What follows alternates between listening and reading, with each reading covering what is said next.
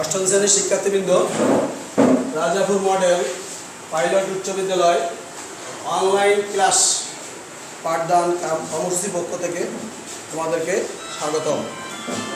আমি আজ তোমাদের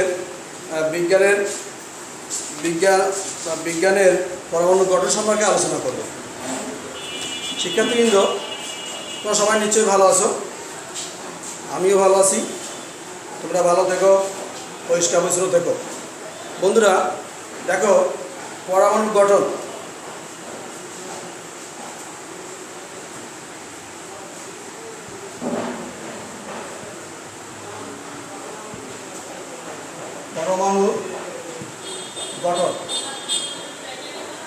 আমরা একটা মৌলিক পরমাণু কি মৌলিক কণিকা দ্বারা গঠিত, আমরা আজকে সেটা নিয়েই আলোচনা করব। বন্ধুরা দেখো, পরমাণু, যে কোনো মৌলিক পরমাণু তিনটি মৌলিক কণিকা দ্বারা গঠিত: ইলেকট্রন, প্রোটন আর নিউট্রন।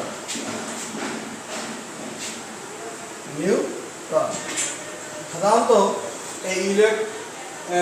এই প্রোটন আর নিউট্রন পরমাণুর কেন্দ্রে একটা নিউক্লিয়াস আছে, সেখানে জড়াজড়ি করে থাকে, আর ইলেকট্রনগুলো বিভিন্ন কক্ষপথে পরিক্রমণ করে। এটা নিয়ে আমরা আলোচনা করছি। আমরা আজকে যেটা নিয়ে আলোচনা করবো, একটু দেখো, তোমরা সবাই খেয়াল করো।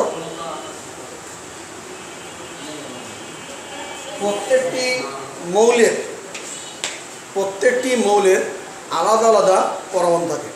যেমন হাইড্রোজেন গ্যাসের পরমাণু অক্সিজেন গ্যাসের পরমাণু থেকে আলাদা। এই যে একটি মৌলের পরমাণু এবং আরেকটি মৌলের পরমাণুর মধ্যে এই যে পার্থক্যটা আকার, ভর এবং ধর্ম। এই পার্থক্যের কারণ আছে ওই বিভিন্ন মৌলের পরমাণুর মধ্যে প্রোটন বা ইলেকট্রনের সংখ্যা। একটি মৌলের পরমাণুর মধ্যে ইলেকট্রন যে কয়টি থাকে, প্রোটনও ঠিক সেই কয়টি থাকে। তাহলে দেখো কি, অক্সিজেনের যে কয়টি প্রোটন আছে বা ইলেকট্রন আছে, আমার হাইড্রোজেন সে কয়টি প্রোটন বা ইলেকট্রন নেই। এই জন্য অক্সিজেন মৌলের পরমাণুর যে আকার, যে ধর্ম, যে ভর, হাইড্রোজেন মৌলের পরমাণু সে আকার, সে ধর্ম, সে ভর না। দেখো,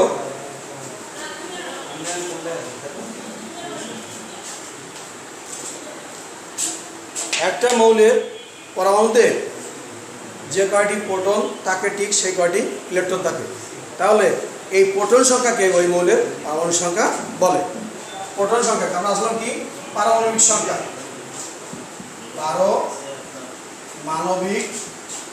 পারমাণবিক সংখ্যা অর্থাৎ কোনো মৌলের যে কয়টি প্রোটন সংখ্যা, ওই প্রোটন সংখ্যাকেই ওই মৌলের পারমাণবিক সংখ্যা বলে। যেমন ধরো সোডিয়ামের প্রোটন সংখ্যা, প্রোটন সংখ্যা 11। সোডিয়ামের প্রোটন সংখ্যা 11। সোডিয়ামের প্রোটন সংখ্যা কত? 11। তাহলে আমরা বলতে পারি যে সোডিয়ামের পারমাণবিক সংখ্যা 11। এই পারমাণবিক সংখ্যা থেকে আমরা কি বলতে পারি? বন্ধুরা সবাই দেখো, এখানে আমি স্পষ্ট করে বলতে পারি, যখনই কোথাও লেখা থাকবে সোডিয়ামের প্রোটন সংখ্যা 11 অথবা সোডিয়ামের পারমাণবিক সংখ্যা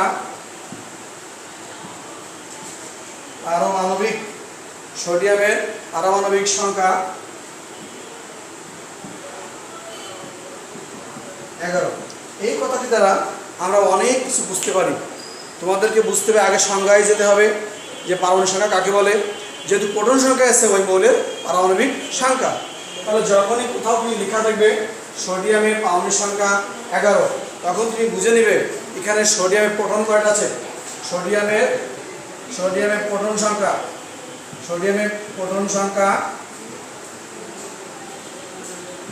11 এবং ইলেকট্রন সংখ্যাও 11। তাহলে আমাদের আরেকটা কণিকা আছে, সেই কণিকাটা আছে নিউট্রন। ওটা আমরা একটু পরে আসি। তাহলে পারমাণবিক সংখ্যা দ্বারা কী কী বোঝা যায় তোমরা খুব সহজে বুঝতে পারলে। দেখো আরেকটু দেখাই, যদি প্রশ্ন আসে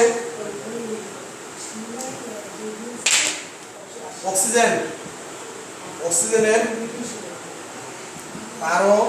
পারমাণবিক সংখ্যা 8, তখন তুমি কি বলতে পারবে? আমার মনে হয় তুমি বুঝতে পারছো আমি কি বলতে চাচ্ছি। যদি কোথাও লেখা দেখো যে অক্সিজেনের পারমাণবিক সংখ্যা 8, তখন তুমি আমার মনে হয় তোমাদের ধারণা এসে গেছে কি বলতে পারবে যে অক্সিজেনের প্রোটন সংখ্যাও 8, ইলেকট্রন সংখ্যাও 8, অর্থাৎ আমার অক্সিজেনে 8টি প্রোটন আছে, 8টি ইলেকট্রন আছে। বন্ধুরা আমার মনে হয় তোমরা বুঝতে পারছো আমি কি বলতে চাচ্ছি। দেখো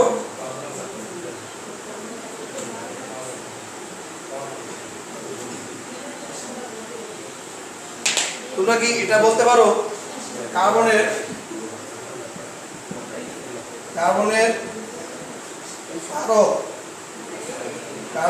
পারমাণবিক সংখ্যা 6, এর অর্থ কি? অর্থাৎ এর দ্বারা কি বোঝায়?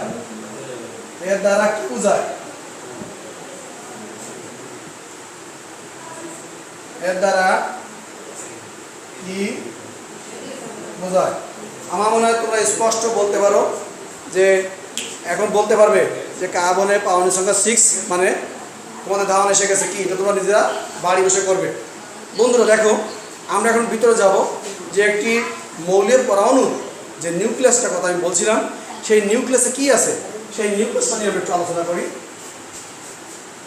যেটা বোরের তত্ত্ব অনুসারে আমরা বোর, যার মডেল ছিলেন বোর, অর্থাৎ আমাদের সমাজ বিজ্ঞানে সে ভূগোলের সৌরজগতের মণ্ডলের মতো, যে সৌরজগতের যেরকম কেন্দ্রে সূর্য আছে এবং বিভিন্ন কক্ষপথে গ্রহগুলো ঘুরছে, ঠিক আমাদের এখানে নিউক্লিয়াসের ভিতরে কী আছে? পরমাণুর একটা নিউক্লিয়াস, সেই নিউক্লিয়াসের ভিতরে আছে প্রোটন আর নিউট্রন। এই প্রোটন আর নিউট্রন সংখ্যার যোগফলকে আমরা ভর সংখ্যা বলি। বন্ধুরা একটা পরমাণুতে যে কয়টা প্রোটন ঠিক সে কয়টা ইলেকট্রন আছে, কিন্তু নিউট্রন সংখ্যা কম থাকতে পারে, সমান থাকতে পারে, অথবা বেশি থাকতে পারে। নিউক্লিয়াসে প্রোটন সংখ্যা আছে, নিউট্রন সংখ্যা বেশি থাকতে পারে, কম থাকতে পারে, অথবা সমান থাকতে পারে। তাহলে ভর সংখ্যা আমরা পারমাণবিক সংখ্যা পেয়েছি, যে প্রোটন সংখ্যাকেই পারমাণবিক সংখ্যা বলে। এখন হচ্ছে ভর সংখ্যা। কোনো মৌলের পরমাণুর কেন্দ্রে নিউক্লিয়াসের ভিতরে প্রোটন সংখ্যা ও নিউট্রন সংখ্যা যোগফলকে আমরা কী বলে? ভর সংখ্যা বলে। তাহলে বন্ধুরা মানে স্পষ্ট তোমাদের কাছে যে প্রোটন আর নিউট্রনের যোগফলকে আমরা ভর সংখ্যা বলে। দেখো আমি আরেকটু আসি,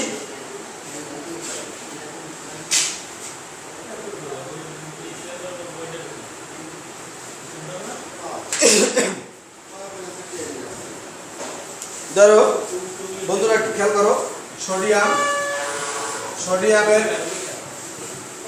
সোডিয়ামের প্রোটন আছে 11টি, আর নিউট্রন আছে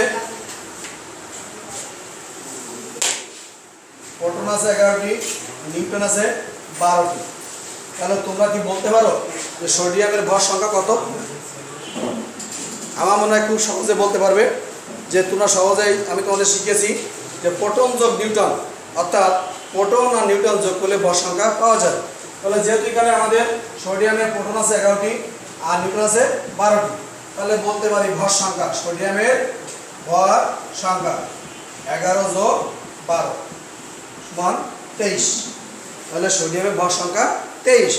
বন্ধুরা আমরা এই সোডিয়ামের ভর সংখ্যা থেকে অঙ্ক করতে পারি। যেমন ধরো কয়েকটা মৌল, সবাই খেয়াল করো, এরকম অঙ্ক তোমাদের আসবে, কয়েকটি মৌলের যার ভর সংখ্যা 35। দেখো নামক একটি মৌল,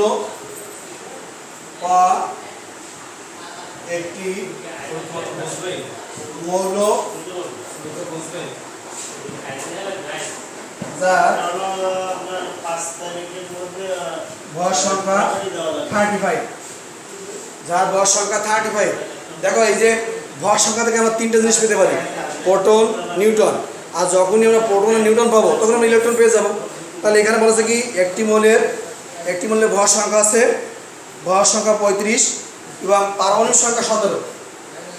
ক নম্বর মৌলের মৌল যার কয়েকটি মৌল যার ভর সংখ্যা 35 এবং পারমাণবিক সংখ্যা পারমাণবিক সংখ্যা 17। যদি বলে এই মৌলটির নিউটন সংখ্যা কত অথবা ইলেকট্রন সংখ্যা কত, প্রশ্ন আসতে পারে মৌলটির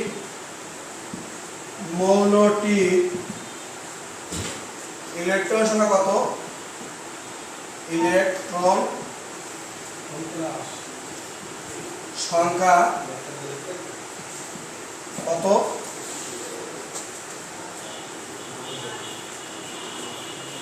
ইলেকট্রন সংখ্যা এবং নিউটন সংখ্যা কত, নিউটন সংখ্যা কত, এই দুটো প্রশ্ন আসতে পারে। বন্ধুরা প্রশ্নটি একটু খেয়াল করো। ক নম্বর একটি মৌল যার ভর সংখ্যা 35 এবং পারমাণবিক সংখ্যা 17, তাহলে ক মৌলটির ইলেকট্রন সংখ্যা কতটি এবং নিউটন সংখ্যা কতটি? বন্ধুরা আমরা জানি ভর সংখ্যা ইজ ইকুয়াল টু প্রোটন সংখ্যা প্লাস নিউট্রন সংখ্যা।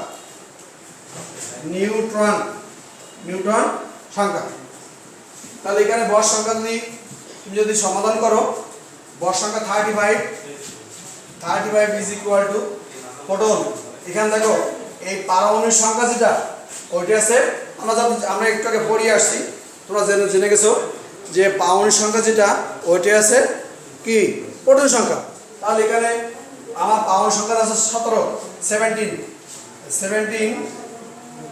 Plus Newton. আমার এই নিউটন বের করতে হবে, তাহলে খুব সহজভাবে বের করতে পারবা। নিউটন সংখ্যা ইজ ইকুয়াল টু 35 মাইনাস 17, তাহলে 18।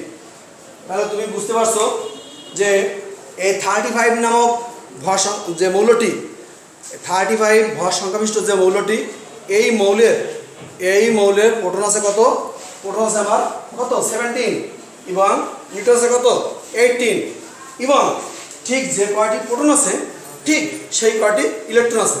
তাহলে আমার ইলেকট্রন সংখ্যা 17 অর্থাৎ 17।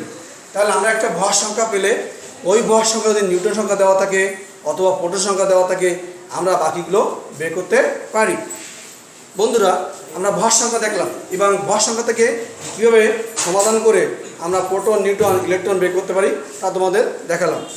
এখন দেখো আরেকটা জিনিস আসো,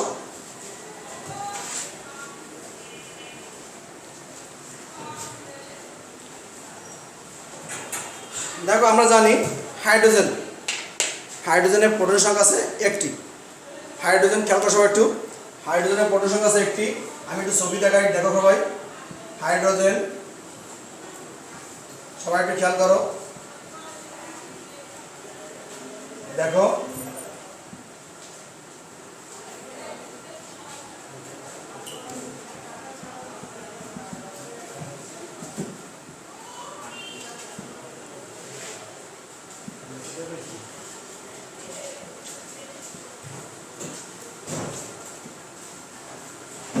তিনটা হাইড্রোজেন। বন্ধুরা একটু বোর্ডটা খেয়াল করো, প্রথম ছবিতে দেখো শুধু এখানে একটা প্রোটন একটা ইলেকট্রন। এখানে দেখো একটা প্রোটন আছে, সঙ্গে একটা আরেকটা উপাদান আছে, আরেকটা কণিকা আছে নিউট্রন। এখানে দেখো ইলেকট্রন একটা, এখানে দেখো একটা প্রোটন আর দুটো নিউট্রন দেখানোর চেষ্টা করছি আমি এবং একটা ইলেকট্রন। তাহলে দেখো প্রথম সূত্রেও প্রোটিয়াম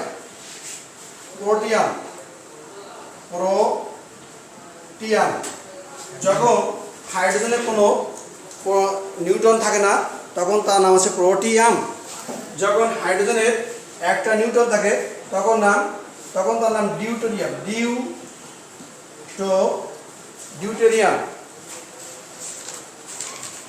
তখন তার নাম ডিউটেরিয়াম।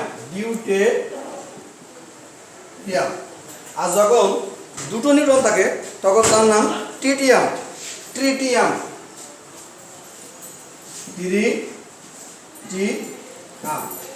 বন্ধুরা লক্ষ্য করো যে এখানে একই মৌল হাইড্রোজেন, যার নিউট্রন নেই তখন এর ভর সংখ্যা 1, যখন এর একটা নিউট্রন আছে তখন এর ভর সংখ্যা 2, যখন এর দুটো নিউট্রন আছে তখন এর ভর সংখ্যা 3।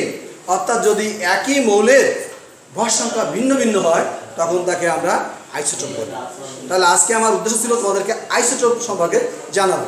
তাহলে কি বুঝলে যে একই মৌলের যদি ভিন্ন ভিন্ন ভর হয়, একই মৌল একই, যেমন হাইড্রোজেন, এখানে হাইড্রোজেন এর কোনো নিউট্রন নেই, তাহলে এর ভর আছে 1, ভর সংখ্যা 1। এখানে দেখো ডিউটেরিয়াম, অর্থাৎ যখন হাইড্রোজেনের একটা নিউট্রন থাকবে তখন ডিউটেরিয়াম, অর্থাৎ এখানে ভর সংখ্যা আছে 2। লাস্ট 3rd নম্বর চিত্র দেখো, এখানে তোমার হাইড্রোজেনের দুটো নিউট্রন আছে, এর ভর সংখ্যা 3। তাহলে যদি একই মৌলের ভিন্ন ভিন্ন ভর হয় তাহলে সেটাকে আমরা বলি আইসোটোপ। বন্ধুরা তোমাদের কাছে আজকে আমার বাড়ির কাজ থাকবে, বাড়ির কাজ আইসোটোপের ব্যবহার।